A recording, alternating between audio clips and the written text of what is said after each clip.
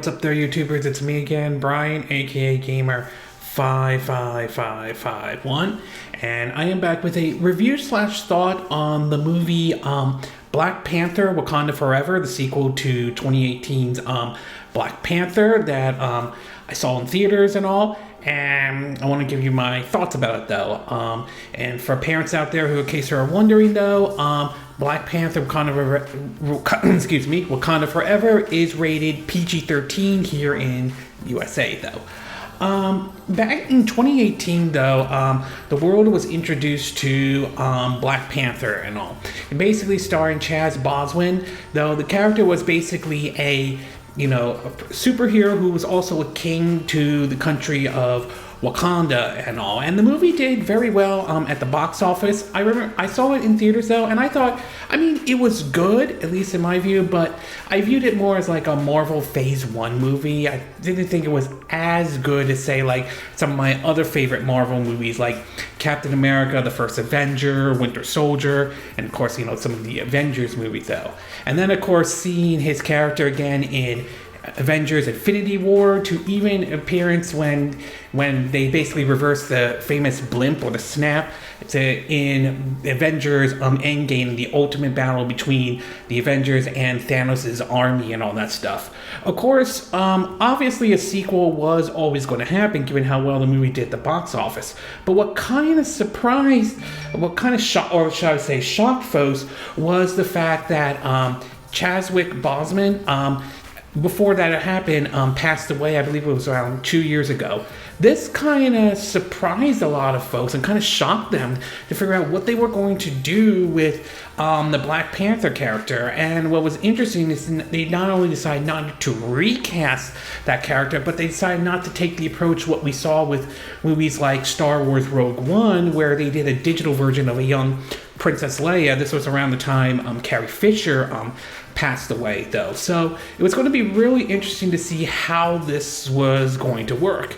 And after seeing the movie, I would say the tone of it is certainly different. It's more like basically basically people struggling with the death of the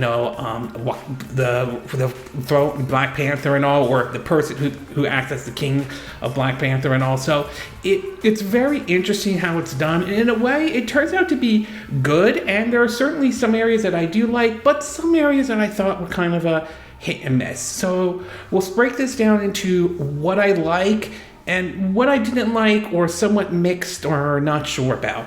The first one, as far as what I like, is I definitely like the fact that there's a little bit of a Iron Man 1 vibe to it to a certain degree, and that certainly isn't necessarily a bad thing. Basically, you have the character Rhea Williams, I'm saying the name correctly, Ironheart, playing like Dominique Thorne, Thorne. Again, I apologize, I'm not saying the name correctly though. Then you get a little bit of that kind of vibe that you see, like she's kind of, in a way, kind of like what Tony Stark is.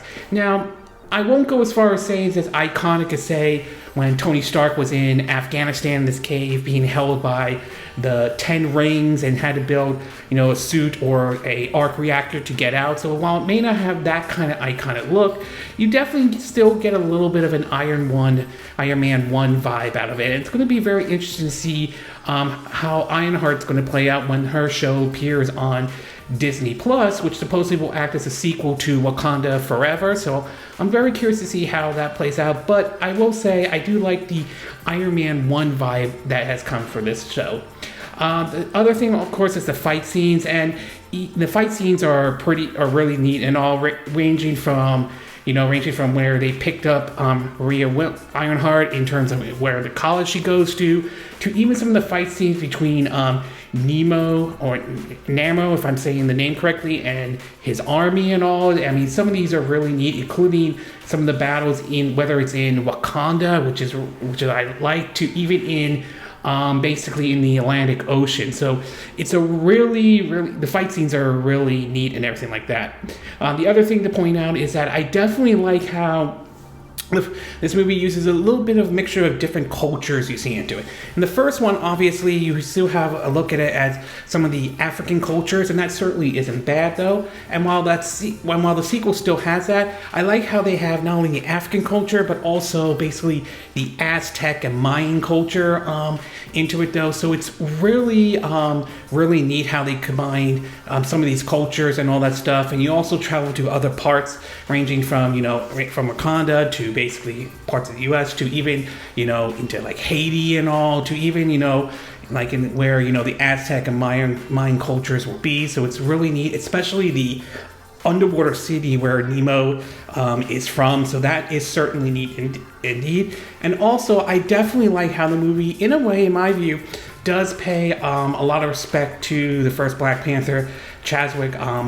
Boseman, though. I really like how the story starts off how he passed away from like a disease and all, and they bury the character and all. And not to mention, the story does have some high points where you hear like, the mother of the first Black Panther, talking about how she's been struggling, how she's made like so many sacrifices, to Siri's trying to struggle because her brother isn't there anymore. So it's really very neat and all that stuff. And of course, you do see Siri eventually become the new Black Panther and all. And so there's certainly, I like the fact how they did pay respect to basically Chadwick Boseman, especially with the opening when you have Marvel Studios and all that stuff. I like how they did that, especially similar to how they did it with like, when the late Stan Lee passed away and all.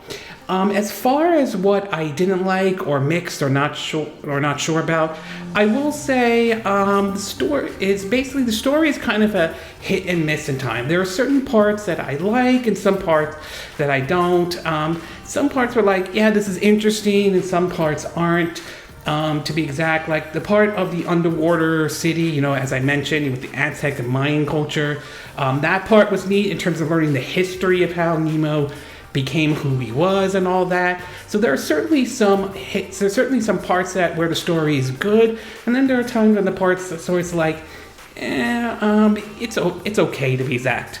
The other one is the other character. Another part though has to do with Agent Ross, played by Martin Freeman. Though, honestly, I feel like his character just wasn't really used that much or anything like that. I mean, there were some points here and there, but compared to the first movie, though, he wasn't really used as much into the story or anything like that. I mean, I could say the same thing about Michael B. Jordan, who certainly has a role in Wakanda Forever, but it's a very small role compared to the first Black Panther and all. So, I mean, I wouldn't say his character is bad, he just wasn't used as much.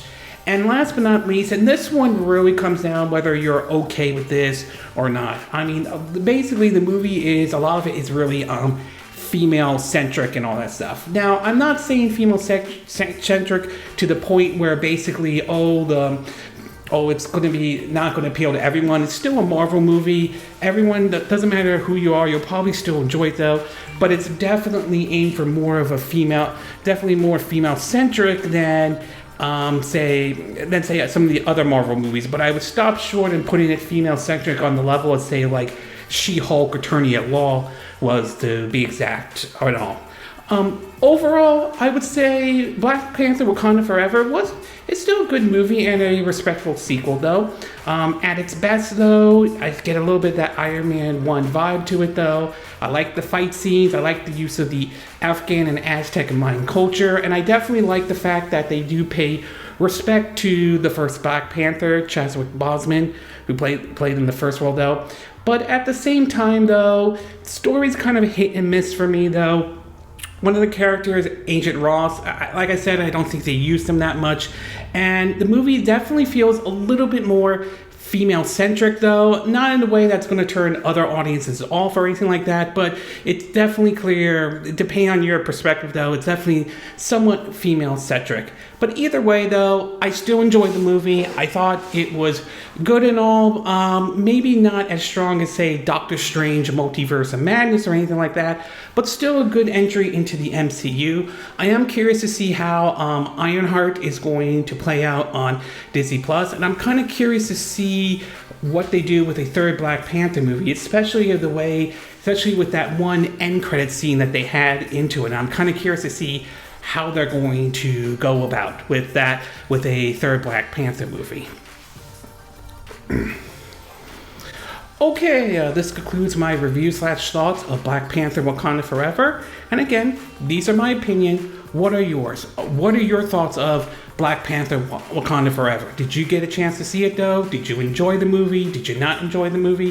Do you think it's better than the first one? Do you think the first one is better though? Do you have ideas of what the possibility of a third Black Panther movie might be though? As always, sound off on the comment section below. Let me know what you think. And if you do like this video, I hope you hit the like button. I will appreciate it. And I hope you subscribe to my YouTube channel. If you do, make sure you hit the bell icon for notifications of any new videos I put up. Also, feel free to share this video if you want to, and feel free to donate to my channel if you like. You can do it through PayPal me or Patreon. Links will be in the description of this video. And I will see you again next time when I do another video. Hopefully that'll be soon. Until then, from Southern California, I wish you all a good day then. Bye.